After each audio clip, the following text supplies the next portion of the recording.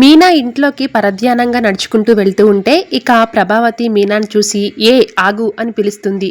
దాంతో మీనా మీరు బయటికి వెళ్లారు కదా ఎప్పుడొచ్చారు అని అడుగుతుంది. అర్జెంటు పని ఉండి అంబులెన్స్లో వచ్చానే అని ప్రభావతి వెటకారంగా చెప్తూ ఉంటుంది. అంబులెన్సా? హాస్పిటల్కి వెళ్ళారా? రెండోసారని కూడా తెలిసిందా అని మీనా అడిగితే ఏమైందే నీకు? ఎండ దెబ్బ తగిలిందా ఏంటి? ఏదేదో మాట్లాడుతున్నావు. ఇంట్లో ఉన్న నన్ను పట్టుకుని బయటికి వెళ్ళారని అడుగుతావు. నేనెందుకు బయటికి వెళ్తాను? నువ్వే కదా ఊరంతా తిరిగొచ్చేది అని ప్రభావతి అంటుంది. పూలివ్వడానికి వెళ్ళొచ్చానత్తయ్య అని మీనా చెప్తే ఇదో వంక దొరికింది నీకు. నడుచుకుంటూ కాదు కదా నువ్వు వెళ్ళేది, బండి మీదే కదా తిరిగేది. ఇంట్లో చాలా పనులున్నాయి. ఎక్కడవక్కడ వదిలేసి ఊరంతా తిరుగుతావా? వెళ్ళి టీ పెట్టుకునిరా అని చెప్తూ ఉంటుంది. అయితే మీనా టీ కాకుండా టీవీ పెడుతుంది. అందులో ఒక అమ్మాయి డెలివరీకి నొప్పులు పడుతూ ఉన్న సీన్ వస్తుంది. దాంతో మీనా కన్నార్పకుండా టీవీని అలా చూస్తూ ఉంటే ఇక ప్రభావతి మీనా మీద అరుస్తుంది.